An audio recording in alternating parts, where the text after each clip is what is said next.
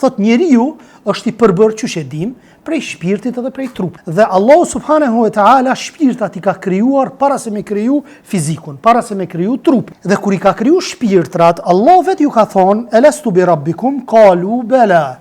Thot, a jo unë Zoti ju i krejt shpirtat vllazni, deri në ditën e gjykimit, janë të krijuar para se me ardh trupi.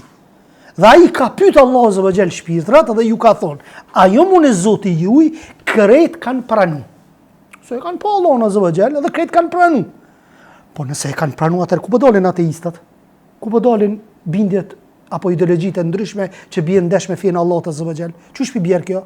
A kanë pranu këtë shpirtrat Allahun azza wa jall para se me kriju fiziku apo trupi?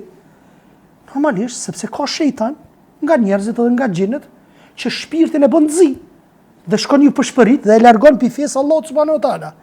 Mirë, po çdo shpirt vllazni, edhe ateisti më i madh, nëse vendoset me një aeroplan apo me një det, me një anije, në ato minutat e fundit të jetës, ka mu bo besimi i sinqert në Allahun azza wa jall. S'ka më ateist aty. Ku të lëviz aeroplani edhe anija ku të lëviz aty, kur ta shet dekën me sy, si shtojmë ne, mu aty nuk ka ateist. O Zot, thot një mam. Pse? Besimi i sinqert në ato momente është prezente. Largohet shejtani. Kur del pastaj mbrek, prap i kthehet shejtani, prap ai në vetën kthehet. Kështu është njeriu, apo siç tham, është i krijuar nga shpirti dhe nga trupi. Merita, nderi, dobia, fruti i tij është shpirti. Këtë senet baza e shpirtit, e zemra. Dhe që kjo zemër pastaj e nxit njeriu me fol fjalë të mira, edhe çka me bo vepra të mira.